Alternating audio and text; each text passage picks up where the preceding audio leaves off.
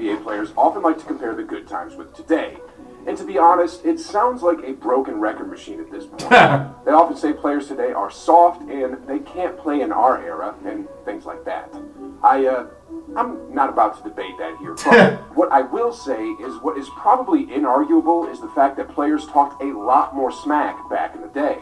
And one of the best to ever do it was the one and only Larry Bird, Facts. a.k.a. Larry Legend. Go a trash Today we'll take a look at some of his most savage moments. During his rookie year, Reggie Miller and the Pacers were down 3 points against the Celtics with 20 seconds left in the game. To stop the clock, the Pacers went to the foul game, but unfortunately, they fouled Larry Bird. As Bird went to the line, Miller tried to distract his concentration by getting into his head. He was like, "Hey, hey." But before Miller even blurted out another word, Larry cut him off and shushed him up by saying, "You gotta be kidding me. Rook, you gotta be kidding me. Rook, I'm the best shooter in the league right now. In the league. Understand? And you're up here trying to say something?" Bird would calmly sink the crucial free throws to beat the Pacers 119 to 113. He also dropped 34 points along with 7 rebounds, 4 assists, and 2 steals to send out a major statement from Reggie. I think from that moment onwards, Reggie learned to zip his mouth whenever Larry was around. Anyway, guys, off to the next story. In 1986, Larry Bird was at the peak of his greatness, winning his 3rd consecutive MVP, as well as grabbing the Finals MVP trophy while averaging 25.8 points a ball game. He was so good this particular year that on the night of Valentine's, he simply decided that he would not be using his right hand against the Blazers. Oh, yeah. Here's exactly what he said. "Tomorrow night's the last game of the trip. I'm going to play this one left-handed." Well, at least through 3 quarters. That's what Bill Walton True said, to his yeah. word, Bird broke the hearts of the Blazers on V-Day by dropping 47 points while mostly using his left hand. There's Bird. It was an overtime game too, wasn't it? Yeah. They still won though. After the game, he was asked why he refused to use his dominant hand, to which he replied, "I'm saving my right hand For the Lakers.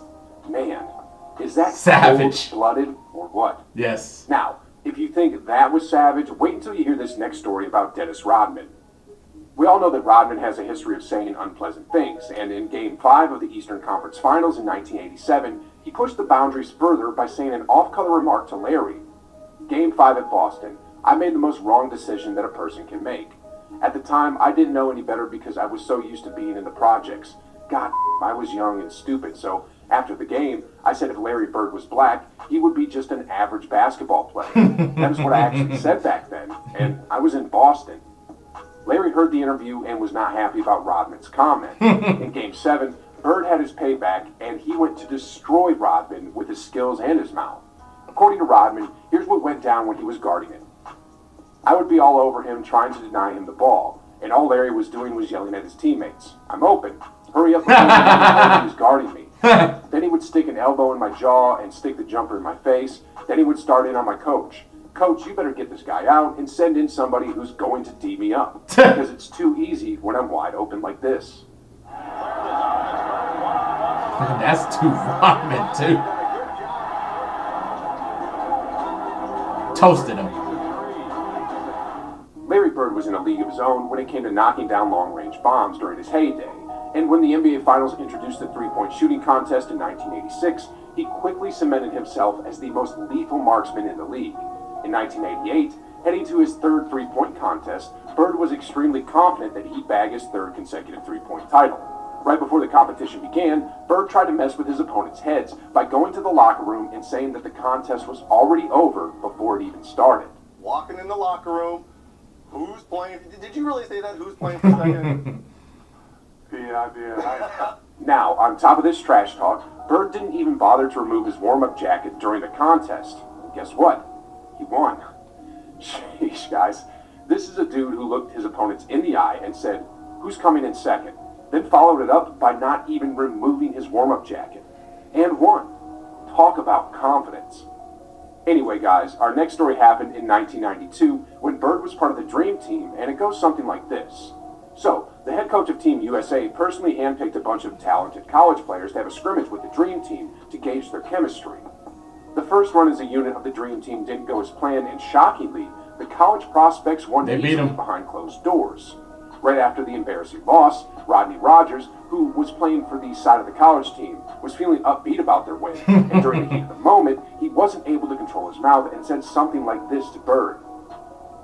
"Hey Larry, you ain't hit a jumper since '84. After Rogers said those words, Bird didn't say a single word, but everyone on the Dream Team knew that Larry took it personally. In the next day's practice, as everyone expected, Larry brought Rogers to school. I mean, he was scoring bucket after bucket over his head. What's even crazier about all of this is the fact that Bird was telling Rogers how he would score on him. And he did it. Paul Mashburn's witnessed firsthand how Bird murdered Rogers in that game, and here's what he said. Magic Johnson fed Larry Bird the ball, probably about 8 times in a row down the court. Larry got the ball on Rodney Rogers, and every time he was about to make a move, he told him what he was going to do. One dribble, pull up, going left, off the glass, bucket. One dribble, going right, spin, shot, bucket. He scored 9 times or 8 times in a row, left the court to go lay down because he couldn't sit on a bench because of his back injury, and said, "Young fella, look like 84, huh?"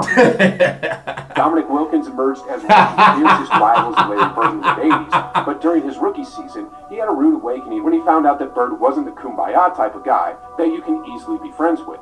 According to the Human Highlight Reel, Bird rejected his friendly approach during one of their early matchups, and here's the full story in detail. One of the first times I ever played against him, I went out for the opening tip, and I went to shake his hand. He just stood there and looked at me stone-faced with his hands behind his back. I was like, whoa. Then we were getting ready for the tip, and he says to me, "You don't belong in this league, Holmes." I couldn't believe it, but it happened so fast. I didn't know what to think. Then they had the ball, and I was on him, and he said, "I don't know why they got you guarding me, Holmes. You can't guard me." Then swish, he hit a 3. Then he came down again and said, "They made a mistake putting you on me, Holmes." And he took another 3. Though Bird initially got the upper hand, Dominic became so furious with Bird's trash talk game that when the opportunity for payback presented itself, he put him on a poster with a monstrous throwdown. BAM! After that dunk, Wilkins finally earned the respect of Bird, but not without some extra dish of trash talk in the end. According to Dominic, Bird got the last laugh. He got up and said, "I like you, rookie. You've got guts." I was happy for a second, and then he said, "But I'm still going for 40 on you." True to his word, Bird would deliver yet another big game and grab the win for the Celtics, and though he only managed to score 39 that game, he proved once again that you can't outclass Larry Legend, even if you're as legendary as Dominic Wilkins. Anyway, on to another story here. Larry Bird is a competitive guy, as we can all see, and in this tale, he wanted to prove that he's the greatest Celtic ever. You see, at the time, the Celtics' record for most points in a single game was held by Bird at 53 points. But then on March 3rd, 1985, his teammate Kevin McHale scored 56 points, and then after that, Bird pretty much echoed what Thanos said to Thor. He didn't say, "You should have gone for the head," but he did say, "You should have gone for 60. Well, just 9 days later, on the night of March 12th, 1985, the Celtics traveled to the Big Easy to face the Atlanta Hawks. And Bird dropped 60 on the Hawks, which effectively erased the record previously set by McHale, which lasted only for 9 days. Meanwhile, another teammate, Robert Parrish, said this about Bird that night. He told us at halftime that nobody could stop him, so just give him the ball and get out there. Then he went out and started taunting the Atlanta players on the floor, the ones on the bench, their coaches, even the referees. He was talking so much trash he was buried in it. It was one of those nights when he could have drop-kicked the ball in. I loved it. What a way to break your teammate's scoring record. Plus, get 60 points by trash-talking your way there. Anyway, guys. Hey, that's Larry Bird for you. He is savage with his trash talk and all. I didn't know about the Robert Parrish comment, so that's great to get that side right there. I was just saying, if he would have drop kicked the ball, it would have went in still. He was talking trash to everybody. Players, bench players, referees, everybody. He could have done it with the fans too as well. Larry was just so savage with his trash talk because he was so confident in his skill set. Like, he was unbelievable. Like, what else can you say about the GOAT of trash talking? What else can you say about Larry Legend right there? Like I said, he was phenomenal, just phenomenal.